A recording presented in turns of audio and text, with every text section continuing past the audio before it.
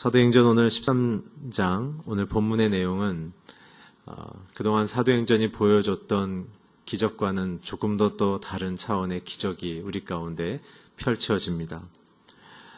그동안은 성령의 역사를 통해 일어난 기적이었다면 오늘은 말씀을 들음을 통해 사람들의 심령이 회복되어지며 또한 그 도시 전체가 변화가 일어나는 그런 놀라운 기록이 오늘 담겨져 있습니다.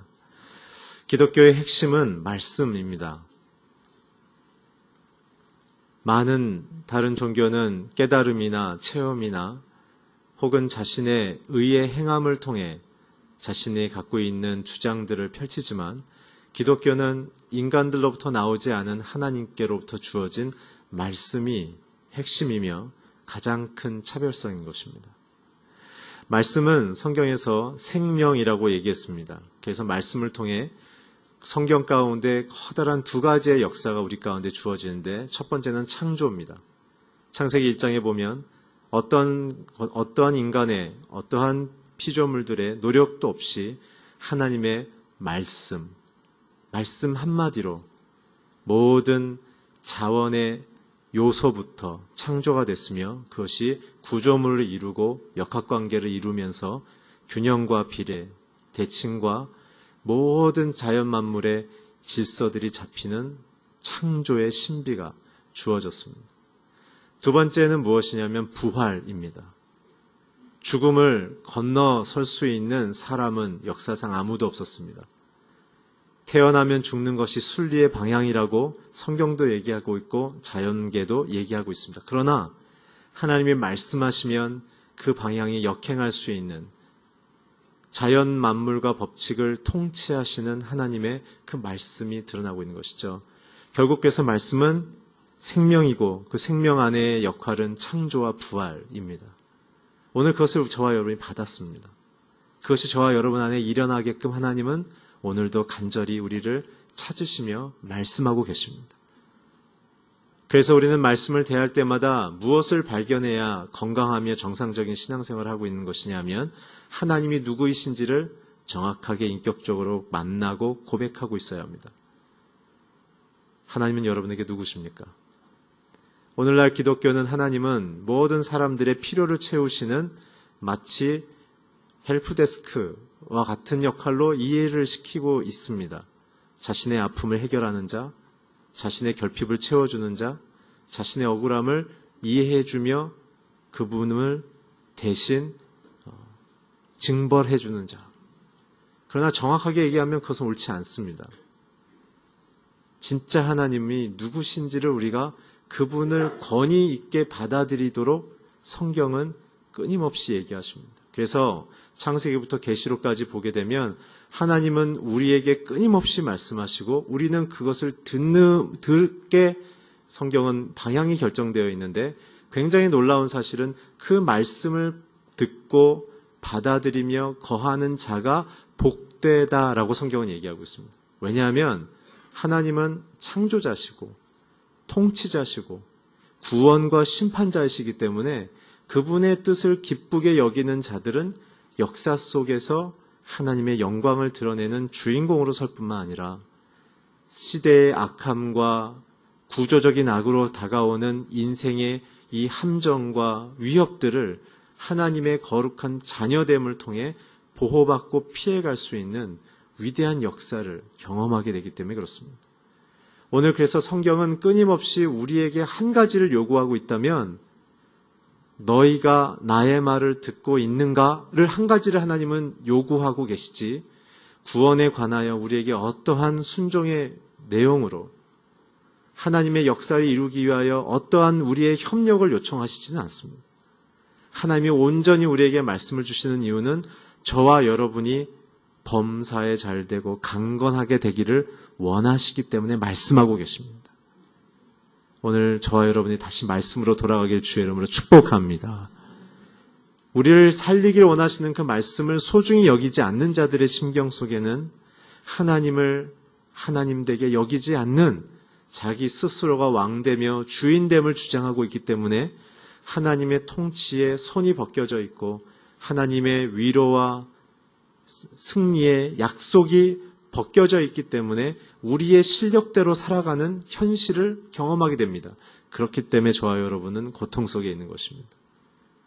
성경의 메시지는 너희가 나의 말을 들으면 승리하는 인생이 될 것이다.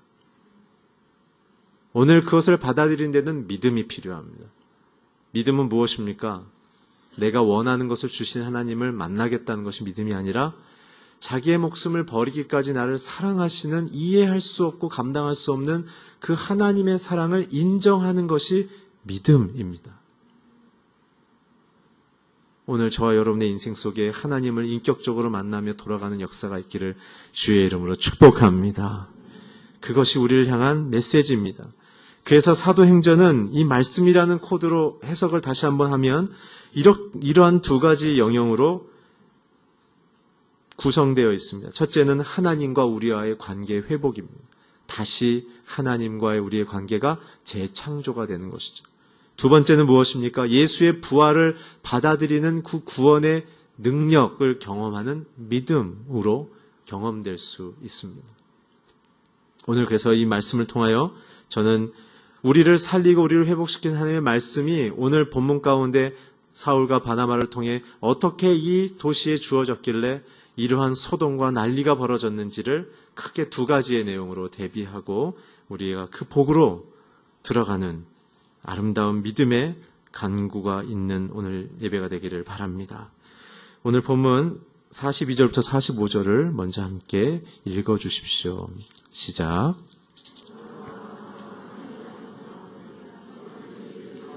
다음 안식일에도 이 말씀을 좀 더 해달라고 부탁했습니다.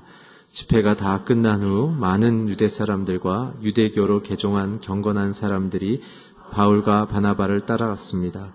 그들은 그 사람들과 함께 이야기를 나누고 하나님의 은혜 가운데 계속 머물러 권면했습니다. 그 다음 안식일에는 그 도시의 사람들이 거의 다 주의 말씀을 듣기 위해 모였습니다. 그 무리를 본 유대 사람들은 시기심으로 가득 차 바울이 말하는 것을 반대하며 모욕했습니다. 오늘 과연 바울과 바나바는 회당에서 무슨 얘기를 했길래 뼛속까지 말씀을 암송하고 있고 그 말씀대로 매일매일 실천하고 있는 이 유대 사람들이 마음이 새롭게 바뀌었고 바울과 바나바를 통해 알고 있는 말씀이지만 더 말씀을 해달라는 이 간절함이 어떻게 생겨나게 됐을까요? 저와 여러분의 신앙생활에 연륜에 비추어 봤을 때 저는 설교를 준비하면서 오늘 내가 이 유대 사람들의 심경처럼 하나님의 말씀을 사모하며 갈구하며 오늘도 내게 그 말씀 더 들려주옵소서라는 찬양처럼 찬송가처럼 하나님의 말씀을 사랑하지만 정말 그 말씀을 듣고자 내가 애를 쓰고 있는가 생각을 해봤을 때 참으로 부끄러운 마음이 들었습니다. 오늘 그렇다면 이들은 과연 사울과 바나바를 통해 무슨 말씀을 들었기에 이러한 큰 감동과 도시 전체가 모여들 정도로 엄청난 영향력을 이들은 어떻게 경험했을까요? 저는 오늘 이 말씀 속에 제가 얼마나 잘 설명을 드릴 수 있을지 모르겠지만 하여튼 성령께서 여러분들에게 역사하셔서 저와 여러분의 심경이 다시 이러한 심적 부흥이 일어나는 역사가 일어나기를 간절히 기도합니다.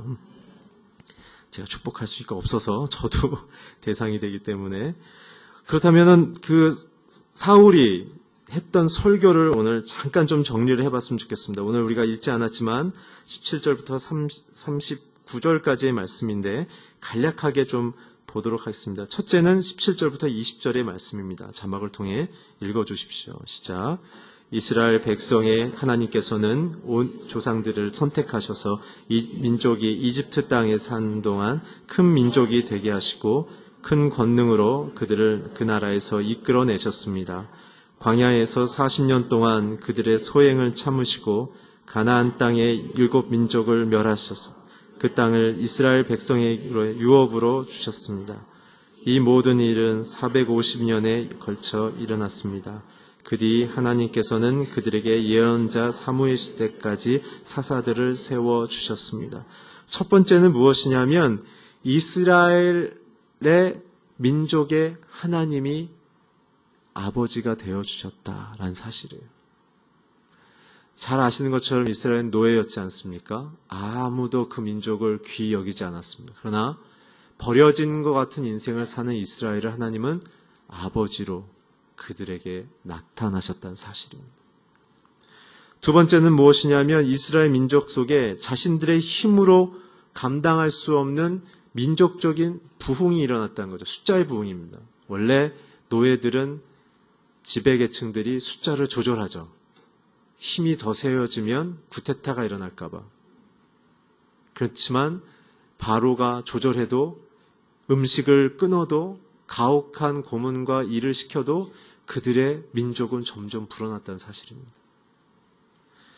세 번째는 무엇입니까? 그들이 아무 힘을 안 했지만 하나님의 큰 권능으로 그들이 외교와 군사와 정치적인 복잡한 모든 얽혀있는 환경을 뛰어넘어 그들이 출애굽할 수 있었다는 사실이죠. 잘 아시는 것처럼 10가지의 재앙은 애굽의 정치의 근간을 제공하고 있는 영적인 소스들이었지만 하나님이 그 소스들이 오히려 애굽을 흥하게 하는 것이 아니라 망하게 하는 보임을 통해 하나님이 그들보다 더 크신 하나님을 온 천하의 외교 무대에 첫 번째로 공식적으로 알려주는 위대한 사건으로 우리는 함께 그때 말씀을 나눴습니다.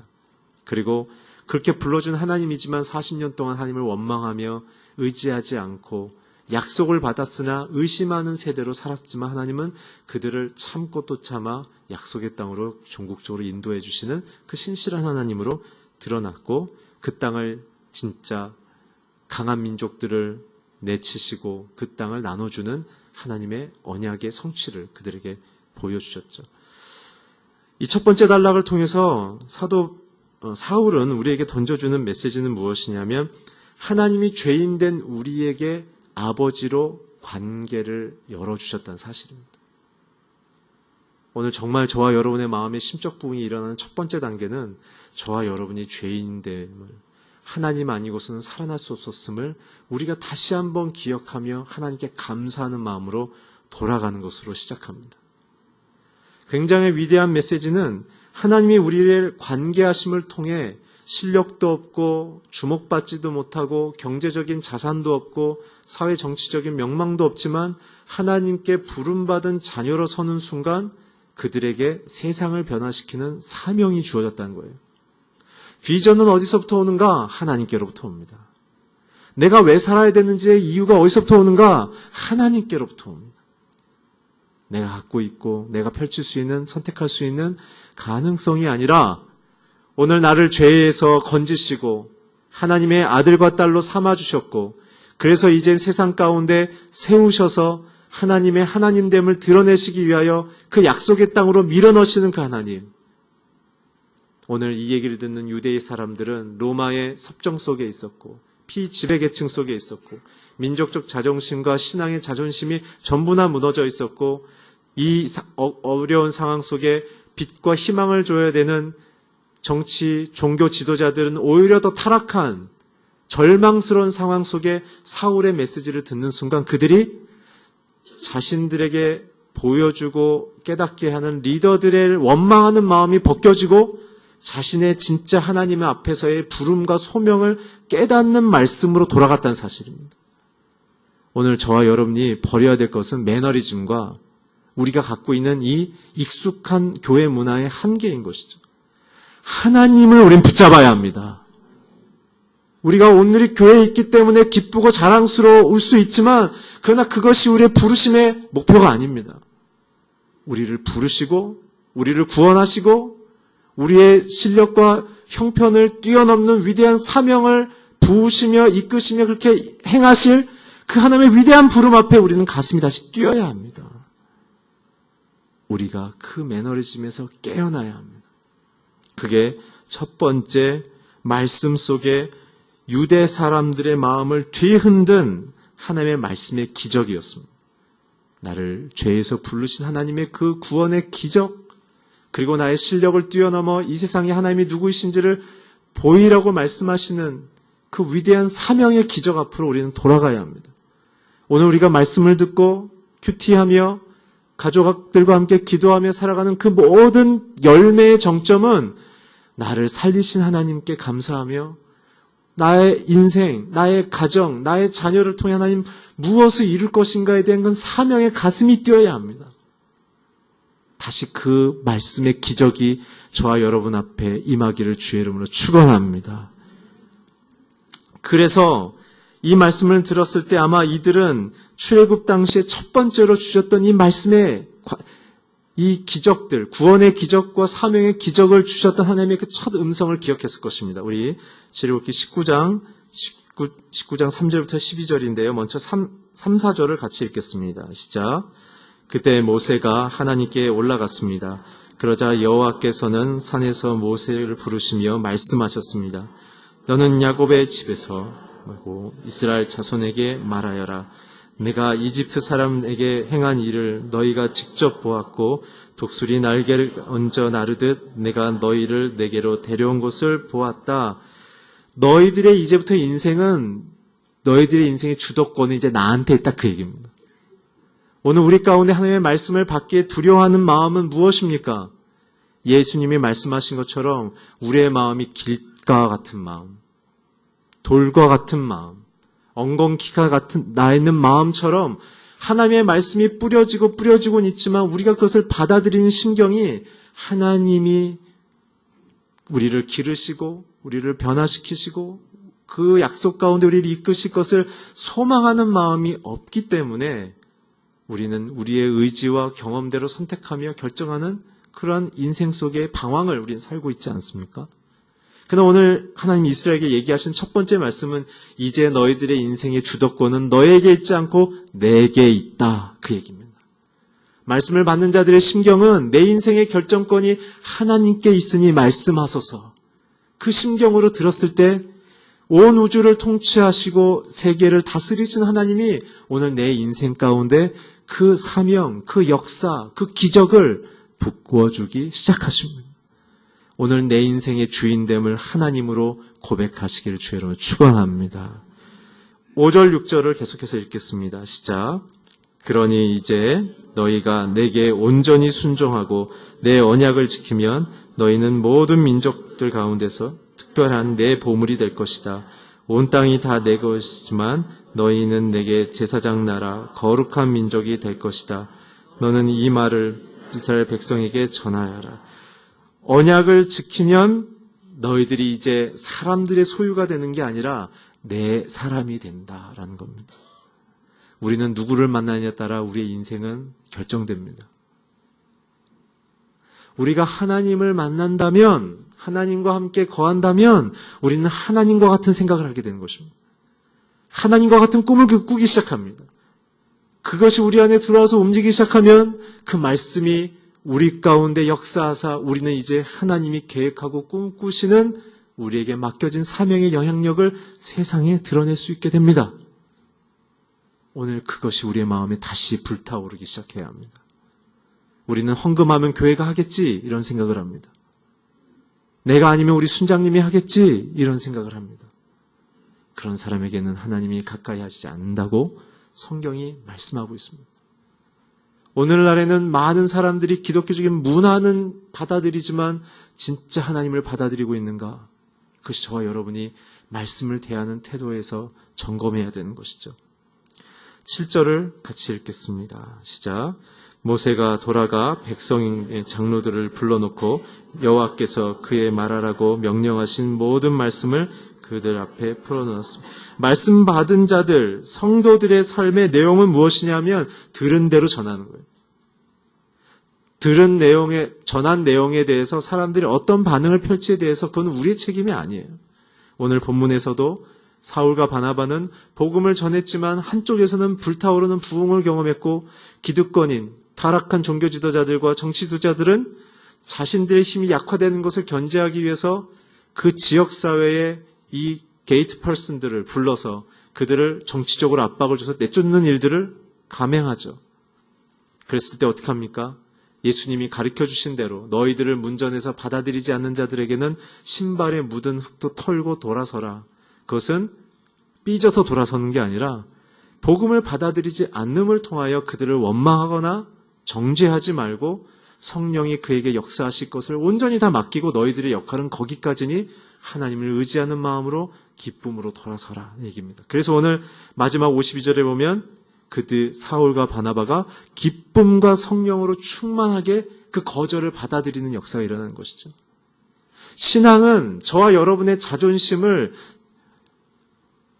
대치하는, 우리의 자존심을 회복시키는 그러한 대치의 능력이 아닙니다. 사람들에게 무시당했을 때 하나님 저 사람을 좀 어떻게 해주십시오. 이런 것이 우리의 신앙의 내용으로 들어와서는 안 됩니다. 말씀을 갖고 있는 자들의 심경은 우리가 들은 대로 예수님의 가르침대로 행하며 사랑하며 섬기며 그들에게 복음이 들어가기를 온전히 기대하는 마음으로 우리는 전달자의 인생을 사는 것이죠. 8절을 계속 읽겠습니다. 시작. 백성들은 다 함께 응답하며 말했습니다. 여호와께서 말씀하신 대로 우리가 다 행했습니다. 모세는 그의 대답 여호와께 가져갔습니다. 이 얘기는 무엇입니까? 우리의 태도라는 것입니다. 하나님 말씀하시면 우리 그렇게 행하겠습니까? 행하겠습니다. 힘들지만 해보겠습니다. 이게 성도들의 태도라는 것입니다. 야곱의 축복 같은 얘기가 나오면 할렐루야 하고 길 확 열다가 가서 순종하며 전해라 그러면은 안 한다고 전해라 뭐 그런 기도를 하는 것이죠. 왜냐하면 우리는 실패와 거절감에 대한 상처가 있기 때문에 그래요. 저와 여러분. 내 말을 전했을 때 사람들이 받아들이지 않으면 내가 뭔가 실패자가 된 것 같은 사회의 경험을 우리는 갖고 있기 때문에 복음을 전했을 때 받아들이지 않는 것. 그래서 어떡합니까? 우리가 교회에서 순모임에서 사랑해야지 하고 집에 가서 아이들과 대화하고 부부간에 대화했을 때 하루는 참고 이틀은 참아도 3일이 지나면 뭐 참아! 그러고 이제 너만 그러지 그런 표정으로 보지 마시고 우리가 마음으로 본성으로 다시 돌아가는 이유는 왜 그렇습니까? 오늘 이 말씀을 받아들일 때 주가 말씀하시면 우리가 그렇게 하는 것이 맞습니다라는 하나님의 권위를 인정하는 심경이 우리 안에 약하기 때문에 그렇습니다. 건강한 자녀는요, 건강한 부모의 말에 순종합니다. 그러나 건강한 리더십을 보여주지 못하고 경험하지 못한 자녀들의 특징은 권위자들의 말을 가볍게 여기는 것이죠. 하나님은 우리를 정말 사랑하시고 완전한 분이시기 때문에 그분의 말씀은 옳고 우리를 살리는 길입니다. 우리의 심경의 태도가 하나님의 그 권위를 인정하지 않는다면 우리는 굉장히 그 말씀을 가볍게 여기며 우습게 여기는 것이죠. 좋은 거면 되면 좋고 나쁜 거고 짐되는 일이면 저기 성숙한 저 목사나 집사나 하게 하세요. 이러한 심경으로 듣는다면 하나님의 살아계신 우리는 경험할 수 없다는 얘기입니다. 오늘 말씀과 율법에 통달했던 이들의 마음이 뚫려지며 무너져갔던 이유는 무엇이냐면 자신들이 말씀은 확실히 알고 있고 몸으로도 행하고 있지만 마음으로 그 권위 앞에 엎드려지지 않음을 깨달은 것이죠. 저와 여러분이 다시 하나님의 말씀 앞에 엎드려지는 역사가 있기를, 그래서 우리를 살리려는 그 권위자의 사랑과 보호함 속에 감격하는 역사가 일어나길 주의 여러분 축복합니다. 그것이 우리에게 받아들여야 합니다. 마지막으로 9절에서 12절을 함께 읽겠습니다. 시작. 여호와께서 모세에게 말씀하셨습니다. 보아라, 내가 빽빽한 구름 가운데서 내게 내려갈 것이다. 이제 이 백성이 내게 와 말하는 것을 듣고 영원히 믿게 하기 위한 것이다. 그러자 모세는 백성들이 한 말을 여호와께 전했습니다. 그리고 여호와께서 모세에게 말씀하셨습니다.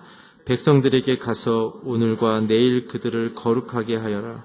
그들도 하여금 자기 옷을 세탁하게 하고 3일째 되는 날에 준비되게 하여라. 나 여호와가 그날에 모든 백성을 보는 앞에서 시내산으로 내려갈 것이다. 백성들 주위에 경계선을 만들고 말하여라. 너희는 산에 올라가거나 산자락이라도 건드리지 않도록 명심하라. 누구든지 산을 건드리면 하며 반드시 죽을 것이다.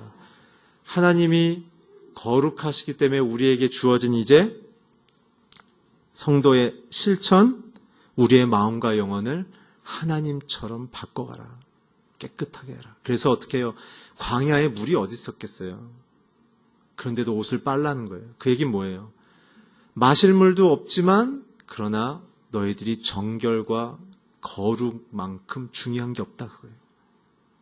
물을 안 주겠다는 게 아니라 이후에 보면은 마실 물 계속 주시잖아요. 목말라요 그러면 그냥 바로 서비스를 하시잖아요. 그렇지만 상식적으로 봤을 때 광야에서 물이 귀한데 옷을 세탁하라. 250만 명이 세탁하면 그 물의 양이 얼마나 되겠습니까? 세탁하라. 그 얘기 뭡니까? 저와 여러분의 심경에 가장 중요한 것은 거룩이다 그거예요. 저와 여러분의 입술에 저주가 사라지기를 바랍니다. 원망이 사라지길 바랍니다. 음란과 비도덕들이 싫어지기를 바랍니다. 거룩해야 하나님이 시내 산에서 우리에게 내려오듯이 말씀이 육신이 되어 예수님이 이 땅에 오셨듯이 그것이 우리의 예수님과 하나님과 성령님이 우리의 몸을 이제 거룩한 성으로 성전으로 생각하고 들어오시겠다라는 말씀입니다. 오늘 이 말씀을 첫 번째로 들었던 것이고 두 번째는 무엇이냐면 다시 사도행전 13장 21절에서 25절로 22절에서 23절만 같이 읽도록 하겠습니다. 함께 읽어주십시오. 시작. 그리고 사울을 패하신 하나님께서는 다윗을 그들의 왕으로 세우셨습니다. 다윗에게 상하시기를 내가 이새의 아들 다윗을 보니 내 마음에 꼭 맞는 사람임을 알았다. 내가 바라는 모든 것을 그가 이룰 것이다. 하나님께서는 약속하신 대로 다윗의 자손 가운데 구세주를 이스라엘에게 보내주셨는데 그 사람이 바로 첫 번째는 하나님이 우리를 죄인에서 하나님의 자녀로 바꿔주시는 관계, 구원의 축복, 기적을 일으키셔서 사명의 기적을 우리에게 주셨다면 하나님의 관계가 사명을 난다면 두 번째는 메시아를 우리를 구원하시겠다는 그 약속이 결국은 우리에게 뭘 주냐면 우리에게 구원의 보증을 허락해 준다라는 얘기입니다. 앞부분의 내용의 핵심을 다시 강조하는 것이죠. 다윗을 등장시키는 이유는 다윗이 유대인들에게는 거부할 수 없는 영적인 리더였기 때문에 그렇습니다. 그렇지만 그러한 너희들이 높이는 다윗마저도 예수 그리스도가 나타나기 위해서 있었던 조연일 뿐이다. 너희들에게 주어진 핵심은 예수 그리스도다. 그 얘기입니다. 자신의 사변적으로 해석하고 있었고 자신의 기호대로 말씀을 해석하고 있었던 유대인들의 심경 속에 말씀의 진정한 본질이자 초점인 예수 그리스도를 다시 강조해 주신 것이죠. 오늘 우리의 마음에 초점을 모아야 할 때입니다. 우리의 큐티 나눔이, 우리의 큐티의 묵상이 나의 심경의 위로로만 흘러간다면 예수님이 안 계시고 그는 내가 주인공인 것입니다. 내가 중요하기 때문에 내 마음을 위로해 달라는 것이죠. 그러나 여러분 성령이 임하시면 회복과 위로와 비전과 권능이 동시에 임하는 것입니다. 하나님을 구해서 회복되는 것과 내 상처와 아픔들을 주목하며 그 문제를 하나님께 간구하는 문제는 약간 태도가 다른 것입니다. 오늘 하나님의 그늘, 전능자의 그늘 아래에만 들어갈 수 있다면 우리는 그곳이 천국인 줄 믿습니다. 하나님의 말씀의 그 기쁨, 자유, 권능, 위로, 생명, 그것이 우리를 다스리는 역사, 우리를 이끌어가는 역사가 일어나야 합니다. 오늘 말씀 앞에 다시 서야 합니다. 말씀을 매일 읽으십시오. 소분하지만 말씀을 읽지 않는다면 우리의 영혼은 아마 질식사 가정 중에 있을지 모르겠습니다. 하나님 그래서 우리에게 끊임없이 말씀을 주셨던 것이죠. 그래서 예수를 우리에게 주었다. 그래서 사도 요한도 요한복음 3장 16절에 하나님이 세상을 이처럼 사랑하사 독생자를 주셨으니 말씀을 우리에게 주셨으니 이는 저를 믿는 자마다 멸망치 않고 영생을 얻게 하는 것이다.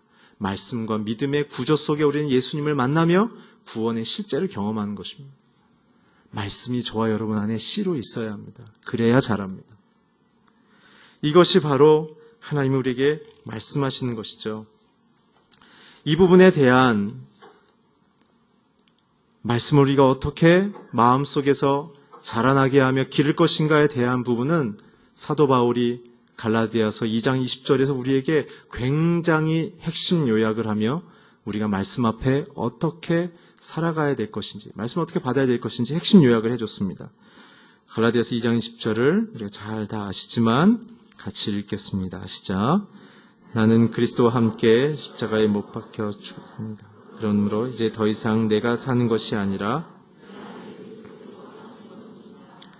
지금 내 안에 육체 가운데 산 것은 나를 사랑하셔서 나를 위하여 자신의 몸을 내주신 하나님 아버지를 첫 번째는 예수님을 알아가야 된다는 것입니다.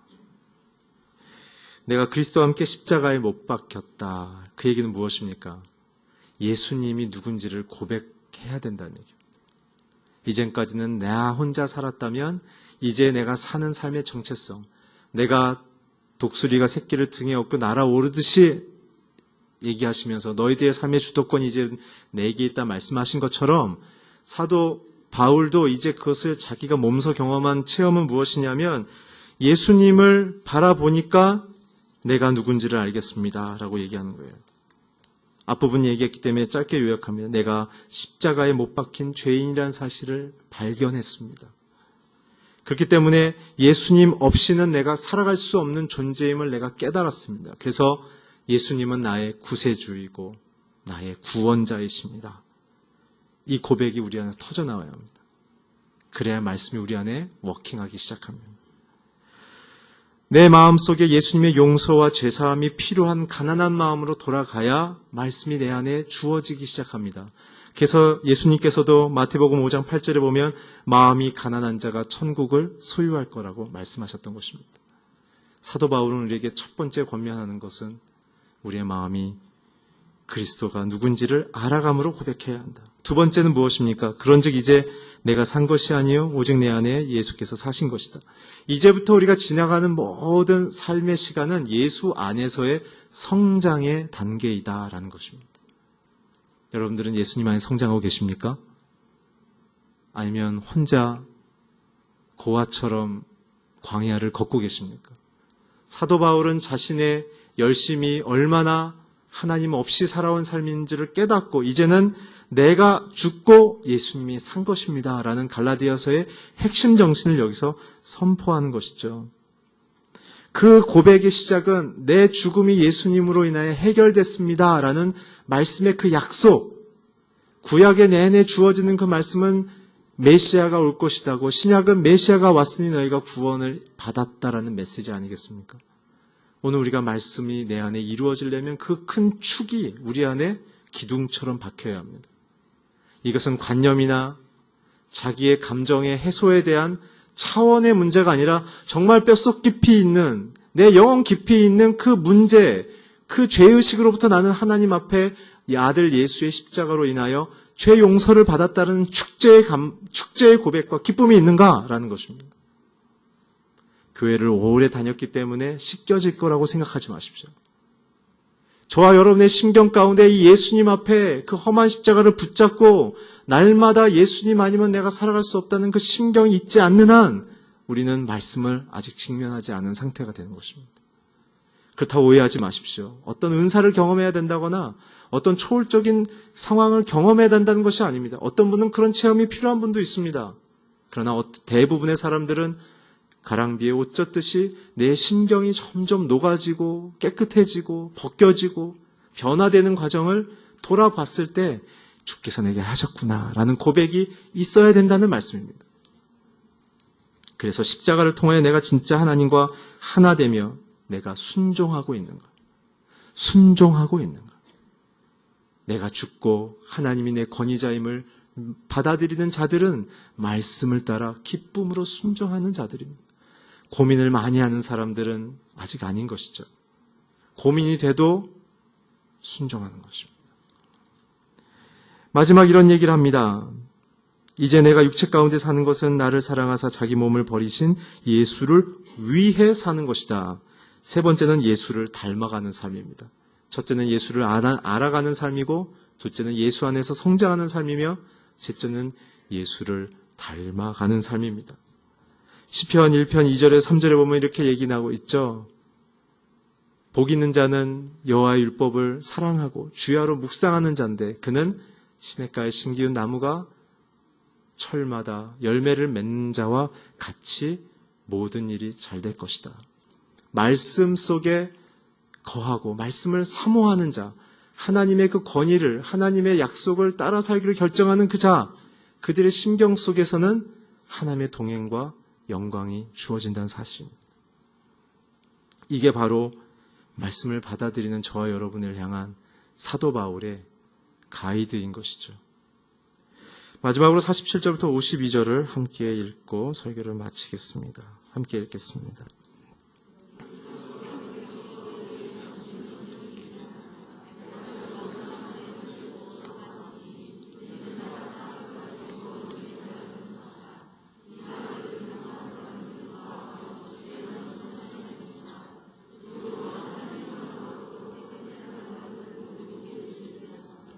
그리하여 주의 말씀이 그 지방 전체에 퍼졌습니다.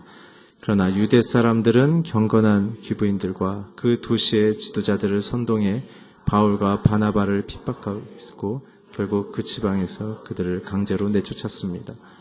그러자 바울과 바나바는 말에 붙어있던 것을 떨어버리고 유님을 갔습니다. 제자들은 기쁨과 성령으로 충만했습니다. 18세기는 인류의 역사가 굉장한 변화를 일으켰던 시작이었습니다. 왜냐하면 개봉주의와 이성주의가 전 유럽 사회를 바꿨기 때문에 그렇습니다. 또한 산업혁명을 통해서 사람들이 자본주의의 새로운 시대 속에 들어가기 시작했죠. 그렇게 격동이 일어나고 불안하고 사람들의 가정이 부서져가는 상황 속에 굉장히 중요한 몇 가지의 사건들이 유럽 사회를 흔들기 시작했습니다. 그것이 바로 퓨리탄들, 청교도들의 교회와 성도들과 목회자들을 통한 사회적인 대변혁이죠. 많은 분들을 얘기할 만큼 굉장한 역사적인 사료들이 있습니다만 시간 관계상 두 분에 대한 이야기를 짧게 소개합니다. 1735년에 조나단 에드워드가 노스햄프턴이라는 지역에서 목회를 하던 중에 당시에 아르미니안들이 이단적인 활동들을 펼치면서 교회를 공격하기 시작하자 이 조나단 에드워드는 굉장한 하나님의 말씀에 대한 건의에 대한 가르침을 그가 펼치기 시작하죠. 말씀들을 다 좀 정리합니다. 그 노스햄프턴에 200가구 정도가 살았었는데 그 당시에는 굉장히 큰 도시였습니다. 마을이었습니다. 그랬을 때 그 마을을 통해서 사람들이 설교를 듣고 설교에 대한 반응을 시작하면서 어떤 일들이 일어났냐면 그들의 심경 속에 이러한 고백들이 시작됐습니다.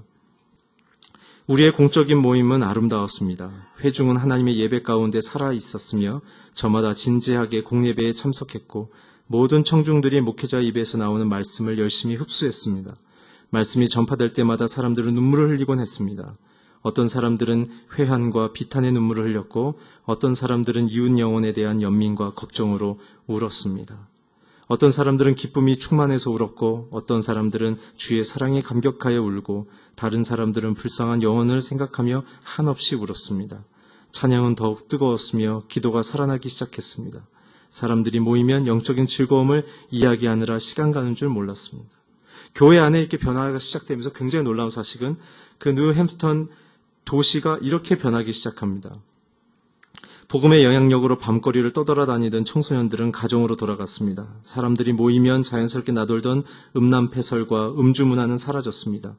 거리에서 술을 마시며 흥청망청댔던 사람들은 술을 끊고 밤마다 거리를 가득 채운 취객들과 직업 율락 여성들은 사라졌으며 술집은 문을 닫기 시작했습니다. 이 복음의 부흥이 일어난 지 2년 만에 이 200가구 전체가 저녁 8시만 되면 가정 예배를 모든 아버지들이 인도하는 역사가 일어났습니다. 굉장한 오랜 시간 동안 이 도시는 복음의 역사 속에 살아갔습니다. 두 번째 케이스는 휘필드인데요. 조지 휘필드인데 1732년에 이제 옥스퍼드의 펜프브로크라는 학교에 들어갔는데 중요한 것은 이것입니다. 이 굉장히 중요한 설교자의 개인 내면 속에 있었을 때 그가 헬라어로 된 성경을 1년에 몇 번씩 읽기 시작하면서 그 마음속에 죄의식이 일어나서 괴로움 속에 견딜 수 없었다가 한 분이 소개해준 헨리 스쿠걸이라는 분이 쓴 스코틀랜드 분인데요. 인간의 영혼 속에 있는 하나님의 생명이라는 책을 그가 읽으면서 그가 여태까지 읽었던 생명의 말씀이 행위나 내 열심으로 이루어지는 것이 아니라 예수 그리스도에 대한 참된 생명의 회심을 통해 가능하다는 것을 그가 깨닫게 되어졌죠. 그 이후에 휘필드에게는 강력한 성령의 역사가 부어지기 시작하면서 어떤 일이 일어났냐면 그가 미국 지역을 전부 다 순회하면서 설교할 때 그때는 텔레비전도 없고 문화생활이 없으니까 휘필드가 오는 것 자체가 굉장한 이슈였습니다. 한 번 휘필드가 나타나면 2만 명씩 모였다고 합니다. 그러니까 뭐냐면 요즘 유행어를 하듯이 휘필드의 설교를 따라하는 게 그 당시에 유행어였어요.